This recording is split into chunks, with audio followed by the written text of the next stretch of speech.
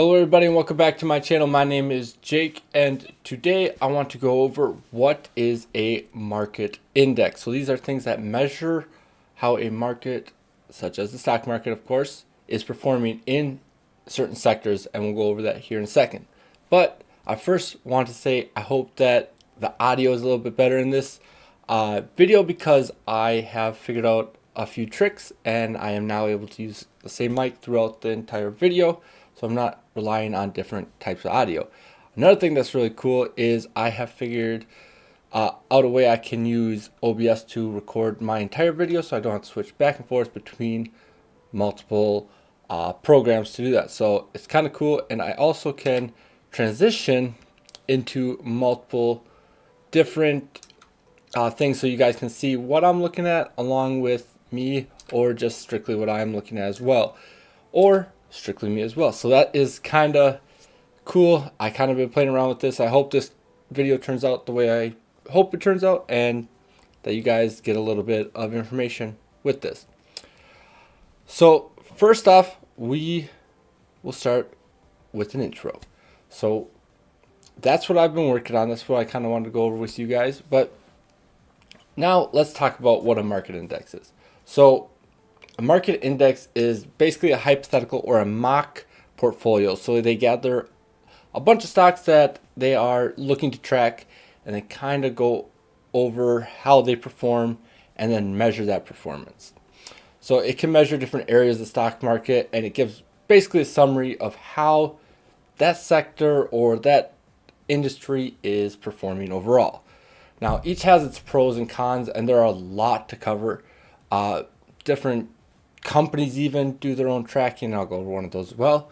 But I'm going to go over four major ones in this video and four of the biggest that you probably have heard of, except for maybe one if you don't track that type. But with that being said, we'll go over these four that I have for you. So first off, we'll start with the Dow Jones Industrial Average, or the Dow Jones. So this is the one that you guys hear that's breaking records all the time, especially recently. So the Dow Jones tracks 30 large publicly owned blue chip companies. So what is a blue chip company?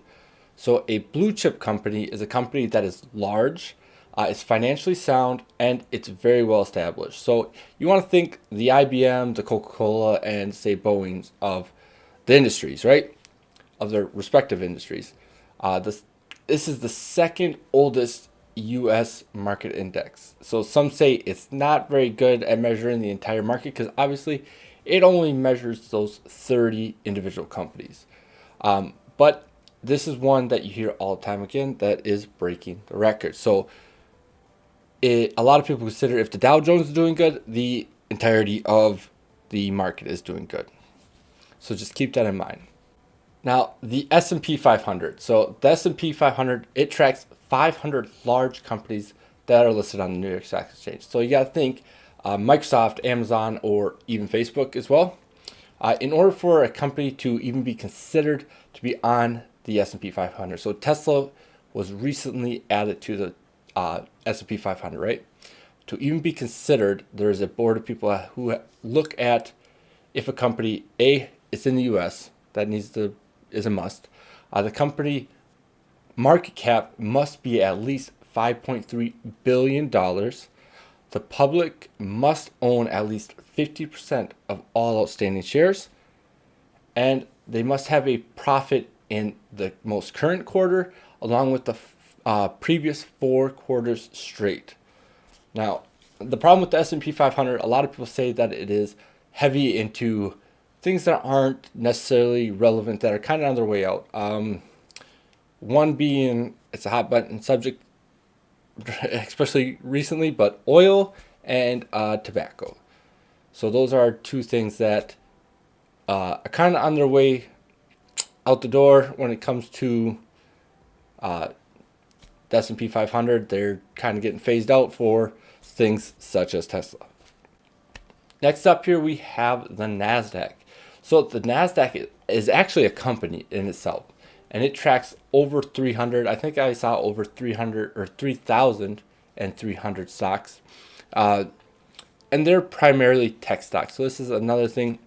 This individual NASDAQ index tracks mostly tech stocks. So when you hear about tech stocks doing well, the NASDAQ doing well, they are preferring to tech stocks. So when you hear the NASDAQ is up or down, they are viewing stocks that can be traded inside the NASDAQ company. So it's a NASDAQ market of itself. And again, like I said, the market itself of the NASDAQ is made up of primarily tech stocks. So you got to think Apple, Facebook, Amazon, those are companies. They're not only in other indexes, of course, but the NASDAQ, again, is focused on tech stocks. And then finally here, guys, this is probably the one that is the least recognized, but one that you should always pay attention to because this is kind of the bulk of the stock market. So you have your Apples, your Amazons, your Facebooks, obviously, all those big companies, Microsoft. Now, the Russell 2000 is one that tracks small cap companies, aka smaller or medium-sized companies within the broader stock market.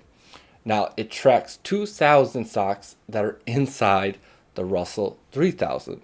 So these are the 2,000 that are small to medium again. There is a Russell 1000 that tracks the top of the 3,000, but this is the bulk of the Russell 3000.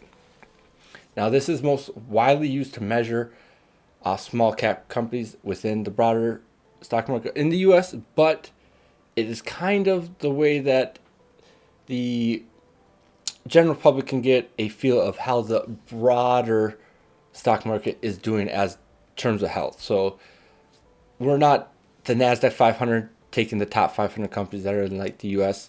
This is how the rest of the stock market is performing.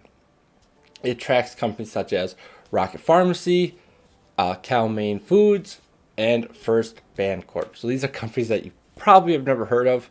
I personally have never heard of them. I'm not throwing them out there, so you go look at them. They are just companies that I saw that were in the top of the Russell 2000. So these are what Google says are the best of the Russell 2000. But this is kind of how the stock market gets generalized and how it all gets incorporated. So if you want to see how the entirety of the market is doing, this is the one to look at.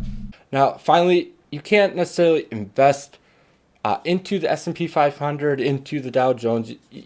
They're kind of just tracking, right? But there are these things called ETFs that do mimic all of these indexes. So if you are looking for something that can mimic the S&P 500 for say, you can go and find an ETF that has all those stocks in there that you can then invest in the ETF that then will expose you to all the stocks in the index that you are looking at.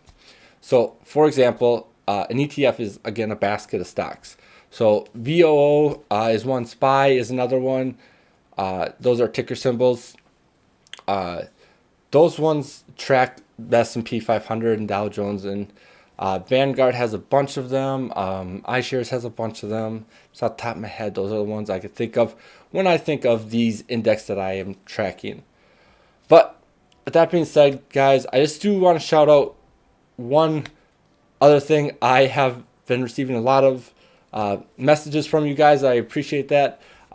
It's so cool to see people that I went to school with. Even my brother has even started taking an interest in the stock market and started investing himself. And he kind of just likes to show me he's recently showed me his portfolio. He's like, oh, it's a good day today. That is awesome. It's so cool that people will reach out to me and kind of share their knowledge and their experience with the stock market. I think that is so cool that people are interested in that kind of thing, and me sharing this kind of stuff with you is kind of super cool that I get to experience that with you guys. But sorry for throwing that in there, but I just wanted to say thanks to everybody who is tuning in. And finally, I hope you all are staying in the green, staying safe, and having a good one. Peace.